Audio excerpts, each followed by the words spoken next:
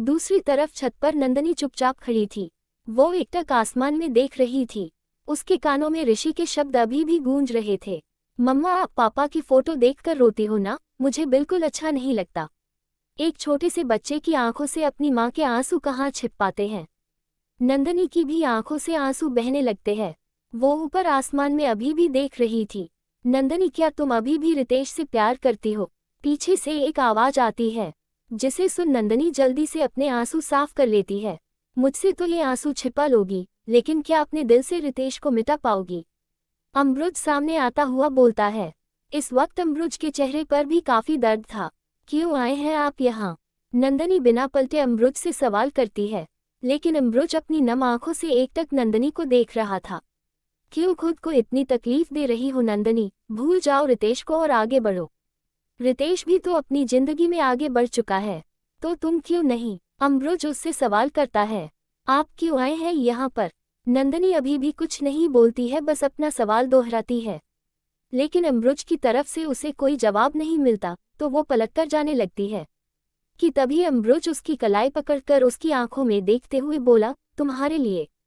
हाँ नंदनी, मैं तुमसे प्यार की। तभी चटाक अमरुज के गाल पर एक थप्पड़ पड़ता है, जो नंदनी उसे मारती है।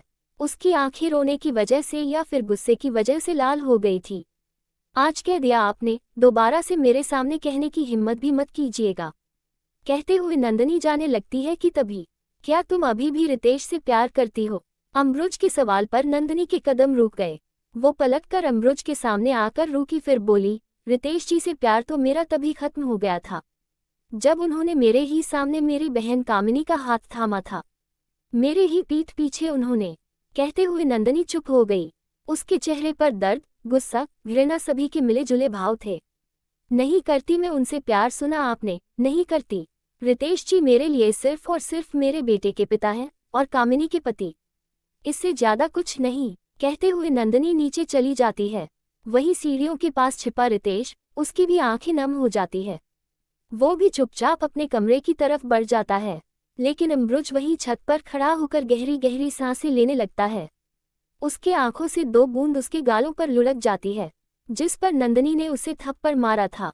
अमरुज के कानों में नंदनी की आवाज गूंज रही थी, आज कह दिया आपने, दोबारा मेरे सामने कहने की हिम्मत भी मत कीजिएगा। ये शब्द अमरुज को बहुत तकलीफ दे रहे थे। वहीं रितेश जब अपने कमरे में आया तो देखा कि कमरे का पूरा नक्शा ही बदला हुआ था। पूरा कमरा अस्त व्यस्त पड़ा हुआ था। सब कुछ जमीन पर टूटा बिखरा पड़ा था। बेडशीट का कवर बेड पर आधा जमीन पर लटका पड़ा था। एक और सोफा उल्टा पड़ा था, और वही खिड़की के पास नीचे जमीन पर कामिनी बैठी हुई थी, जो काफी गुस्से में थी। वो बार बार बोतल को मुंह से लगाते हुए शराब पीती जा रही थी। उसके आंखों का काजल बाहर तक फैला हुआ था, जैसे शायद वो रोई भी थी। रितेश ये सब देखकर काफी परेशान हो गया। वो किसी तरह बचते बचाते कामिनी के पास जाता है और अपने घुटनों के बल बैठकर, कामिनी क्या हुआ है तुम्हें और ये हालत? ये क्या हालत बना रखी है तुमने? रितेश की बात सुन कामिनी उससे धक्का देते हुए, क्यों तुम यहाँ आए हो रितेश? बोलो क्यों आए हो? तुम्हें तो नंदनी के पास होना चाहिए ना, तो फिर तुम यहाँ क्यों हो? कामिनी ये क्या कह रही हो तुम? मैं भला क्यों जाऊंगा नंदनी के पास? हाँ, क्योंकि तुम उससे प्यार करते हो रितेश। कामिनी खड़ी होती हुई उसकी आंखों में गुस्से से देखते हुए बोलती है, जिसे सुन रितेश अपना चेहरा फेर लेता है, क्योंकि सच यही था कि रितेश आज भी नंदनी से ही प्यार करता था। तुम ये। रितेश आगे कुछ नहीं बोल पाता। कामिनी उसकी बाजू पकड़ उसे अपने सामने करते हुए, क्या हुआ रितेश, सच नहीं सुना जा रहा? कामिनी गुस्से से कहती है, मगर रितेश कुछ नहीं बोलता। बोलो ना, कह दो ना कि मैं झूठ बोल रही हूँ। तुम्हारे दिल में नंदनी के लिए कुछ नहीं है, तुम्हारे दिल में मैं हूँ। बोलो ना रितेश। कामिनी उसके आंखों में देखने की कोशिश करते हुए बोलती है, मगर रितेश नजरें फेर लेता है। कोई जवाब न पाकर कामिनी गुस्से से पीछे जाते हुए, जानती थी नहीं बोल पाओगे तुम, क्योंकि तुम आज भी नंदनी से ही प्यार करते हो।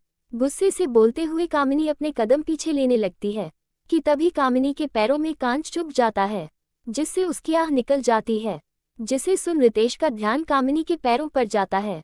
कामिनी संभालो, कहते हुए रितेश कामिनी को पकड़ने की कोशिश करता है, लेकिन कामिनी उसे धक्का देते हुए, दूर रहो मुझसे, पास मत आना। तुमने कभी मुझसे प्यार नहीं किया रितेश, लेकिन मैंने तुमसे बहुत प्यार किया है रितेश। बेइंतहा किया है, लेकिन तुमने मेरे प्यार की कभी कदर नहीं की, कभी नहीं। तुम्हें हमेशा से नंदनी ही पसंद थी, हमेशा से तुमने नंदनी को ही चाहा है। लेकिन मैंने तो बस तुमसे प्यार किया है रितेश, बस तुमसे प्यार किया है। कहते हुए कामिनी के आंखों से आंसू आने लगते हैं और फिर वो बेहोश होकर गिरने लगती है कि तभी रितेश उसे तुरंत संभाल लेता है। कामिनी उसकी बाहों में झूल जाती है। ज्यादा शराब पीने की वजह से और पैर में चोट लगने की वजह से वो बेहोश हो गई थी। रितेश उसे गोद में उठाकर बेड पर आराम से लिटा देता है, फिर उसके पैर से कांच निकालकर पट्टी कर देता है और उसे कंबल उड़ाकर कमरे से बाहर निकल जाता है। अगली सुबह रश्मि की नींद खुलती है तो देखती है कि रुद्राक्ष वहां नहीं था। इस वक्त पूरा कमरा खाली थी।